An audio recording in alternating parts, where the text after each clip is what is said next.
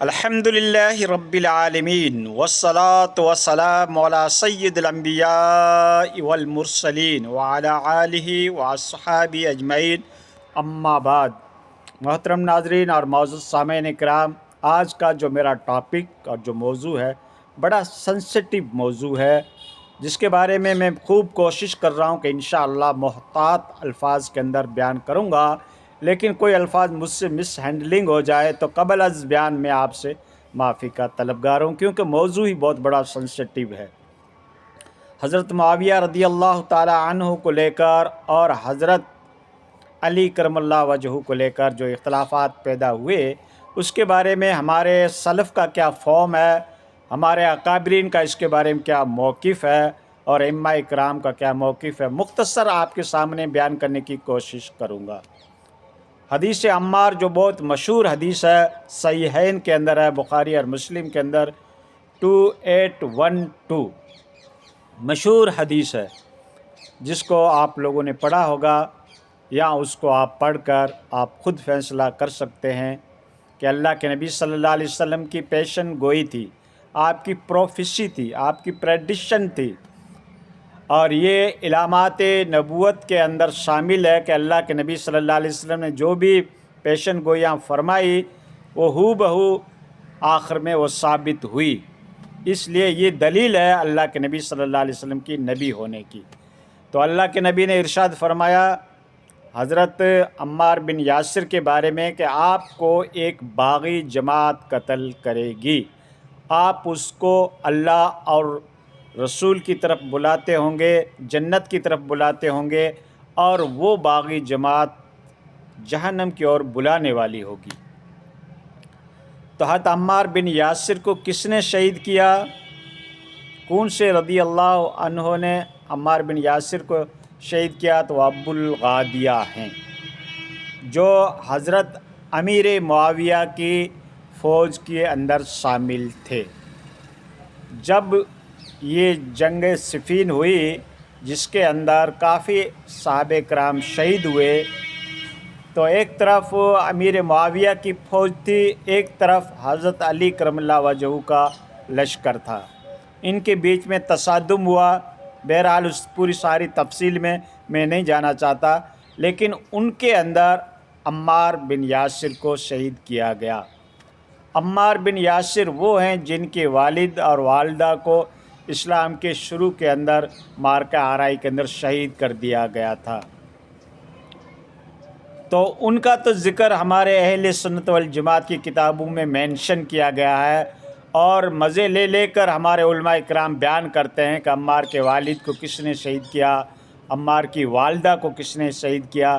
لیکن جہاں پر عمار بن یاسر خود کا ذکر آتا ہے تو وہاں پہ خاموشی اختیار کی جاتی ہے، اور کہتے ہیں کف لسان اختیار کرو۔ دونوں جانب صحابہ کرام ہیں، ایک طرف وہ صحابی ہیں جس کے بارے میں اللہ کے نبی کی حدیث ہے، اللہم اجعلناہ ہادیا مہدیا۔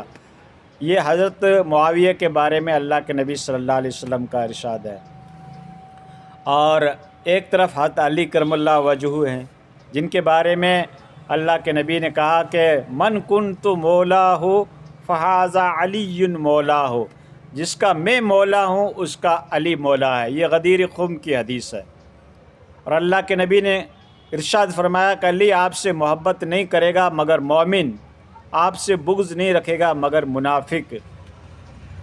اور یہ بھی کہا کہ علی آپ کی محبت میں بعض لوگ غلو کر کے گمراہ ہو جائیں گے، اور بعض آپ کی شان میں گستاخی کر کے منافق بن جائیں گے۔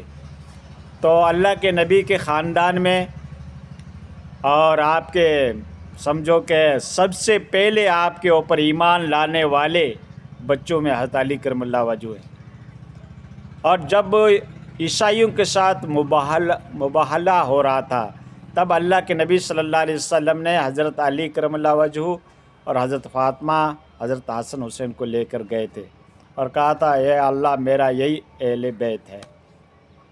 تو آپ اہل بیت میں شامل ہیں، اور اللہ کے نبی کے خاندان میں شامل ہیں، اور حضرت علی کرم اللہ وجہہ کے تو فضائل اگر آپ دیکھنا چاہو تو کتابوں کی کتابیں بھری پڑی ہے. جو میں نے آپ کو مختصر یہ بتا دیا، میں مختصر بیچ بیچ کے ٹاپک جو الفاظ ہیں وہ اٹھانے کی کوشش کرتا ہوں. باقی دوستو کسی کی اگر میں تعریف کرنا چاہوں تو یہ ویڈیو اس کا متحمل نہیں ہے. تو حضرت معاویہ کے دور کے اندر حضرت علی کرم اللہ وجہہ کے اوپر شب و ستم کرایا جاتا تھا ممبروں کے اوپر، مسجد کے ممبروں کے اوپر. اور بعض لوگ کہتے ہیں وہ شب اور ستم کا جو تذکرہ آ رہا ہے تو وہ سمجھو کہ تنقید کرتے تھے. تو کیا مولا علی کے اوپر تنقید کرنا بھی جائز ہے؟ تو دوستو تمام متقدمین کا، سلف کا یہ فارم ہے کہ حضرت علی کرم اللہ وجہہ حق کے اوپر تھے. اور جو خلافت اللہ کے نبی صلی اللہ علیہ وسلم نے بتائی تھی، وہ کہا تھا علی منہج نبوہ 30 سال تک خلافت رہے گی. وہ خلافت بھی حضرت علی کے دور پہ آ کے ختم ہو جاتی ہے. اس کے اندر 6 مہینے حضرت حسن کے بھی شامل ہیں. وہاں پہ خلافت ختم ہو جاتی ہے. بعد میں اللہ کے نبی کا قول تھا کہ کاٹ کھانے والی ملوکیت کا دور چالو ہو جائے گا. تو بنو امیہ کے اندر رہا. بنو امیہ کی بدماشیاں روز روشن کی طرح عیاں ہے. اور 100 سال کا یہ پیریڈ رہا بنو امیہ کی امارت کا، بادشاہیت کا، دور کا. تو اس کے اندر جو محدثین جو تھے وہ بھی حق کی آواز کو بلند نہیں کر سکتے تھے. کوئی امام بھی تھے تو اور کوئی تابعین بھی تھے تو وہ حق کی آواز کو اس طریقے سے بلند نہیں کر سکتے تھے. حکومت سے مرغوب ہو کر، حکومت کا اس کے اوپر پریشر تھا تو وہ حق کی آواز اپنے بادشاہ کے سامنے، اپنے وزیروں کے سامنے بلند نہیں کر سکتے تھے. اور کتابیں بھی اکثر و بیشتر اس دور کے اندر لکھی گئی، تواریخ بھی اس دور کے اندر لکھی گئی. تو ہمارے آج کل کے علماء کرام کے اندر بھی مختلف نظریات پائے جاتے ہیں کہ بھائی دونوں طرف سے صحابہ کرام تھے. ہمیں کف لشان کرنا چاہیے، ہمیں اس کے بارے میں زیادہ گفتگو نہیں کرنی چاہیے. کون حق کے اوپر تھا، کون باطل کے اوپر تھا، یہ اللہ ہی بہتر سمجھتا ہے. بے شک اللہ کی ذات بہتر سمجھتی ہے. ہم یہ سارا معاملہ، سارا ایشو کو ہم اس کو سولو نہیں کر پاتے، ایکسپلینیشن نہیں کر پاتے. لیکن جو قرآن اور حدیث کا جو منہج ہے، اللہ رب العزت کلام مجید کے اندر ارشاد فرما رہا ہے کہ اللہ اور اس کے رسول کی اطاعت کرو. اور اولو الامر میں یہ خلافت بھی داخل ہو جاتی ہے، ان کی اتباع کرو. اور ایک طرف اللہ کے نبی کہہ رہے ہیں کہ عمار بن یاسر کے بارے میں کہ آپ کو ایک باغی جماعت قتل کرے گی. تو عمار کو کس جماعت نے قتل کیا؟ بخاری اور مسلم کی حدیث ہے. آپ کیا نبی کو ٹیچنگ کرانا چاہتے ہو؟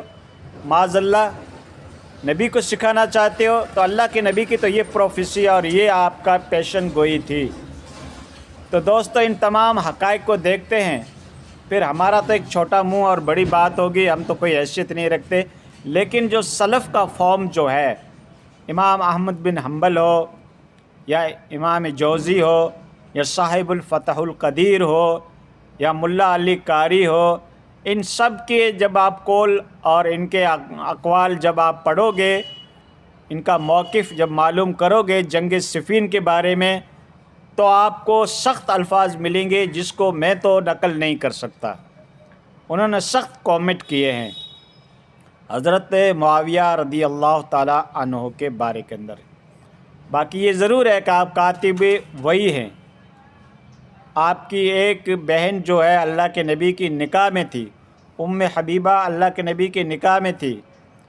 لیکن ابو سفیان جو آپ کے والد ہیں شروع میں مسلمانوں کے کٹر دشمن رہے تھے، پھر اسلام سے مشرف ہوئے.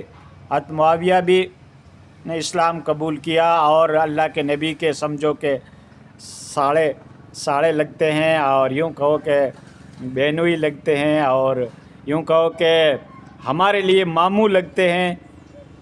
لیکن دوستو سب کچھ اپنی جگہ کے اوپر ہے. لیکن بڑا چڑھا کر جو حضرت معاویہ کے بارے میں جو فضیلتیں بیان کی جاتی ہے یا معاویہ زندہ باد کے نعرے لگتے ہیں، تو اس وقت ضرور یہ ایشو ہائی لائٹ ہوگا کہ آپ حضرت علی کرم اللہ وجہہ کو تو بھول رہے ہیں اور حضرت معاویہ زندہ باد کے نعرے لگا رہے ہیں. تو اس وقت اس طریقے کے کنٹروورشلی جو مسائل ہوتے ہیں، متنازع مسائل ہوتے ہیں، وہ ضرور امت کے اندر پیدا ہوں گے۔ تو دوستو، میں نے سلف کا آپ کو فارم بتایا، آپ ان کی کتابیں پڑھو گے، احادیث نبوی کی روشنی میں جب یہ جنگ صفین کے بارے میں معلوم کرو گے تو آپ کے سامنے دھیرے دھیرے حقائق منکشف ہو جائیں گے۔